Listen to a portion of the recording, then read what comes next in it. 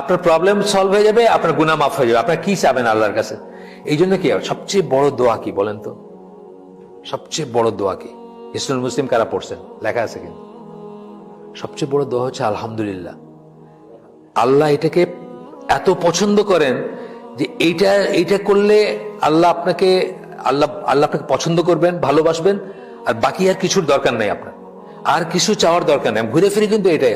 আপনি এই যে হজের মাঠে বসে কি পড়ে, লাহুল মুলকু ওয়ালাহুল হামদু ওয়া হুয়া আলা কুল্লি শাইইন কাদির, আল্লাহর প্রশংসা, তাই না? আলহামদুলিল্লাহ মানে কি? প্রশংসা, তাই না? লা ইলাহা ইল্লাল্লাহু ওয়াহদাহু লা শারীকা লাহু লাহুল মুলকু ওয়া লাহুল হামদু ওয়া হুয়া আলা কুল্লি শাইইন কাদির। একই কথা, আপনি একটু বাড়ায় করতেছেন।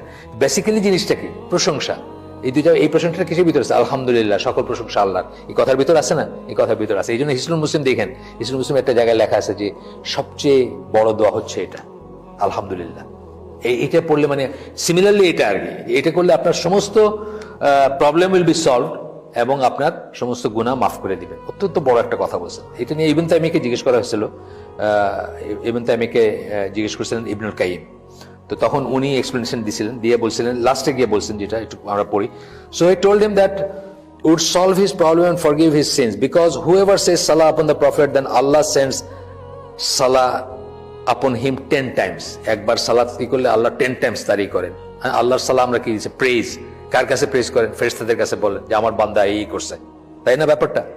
আচ্ছা, and for whomever Allah sends salah, then his problems will be solved. আল্লাহ যদি এই কথা সত্যি কারো ব্যাপারে বলেন, আল্লাহ যদি প্রশংসা করেন, তার কোনো সমস্যা থাকতে পারে না, তার problems will be solved and his sins will be forgiven। এটা ইবনে তাইমিয়া ইবনুল কাইয়িমকে বোঝাই দিয়েছেন যে কি ব্যাপারটা।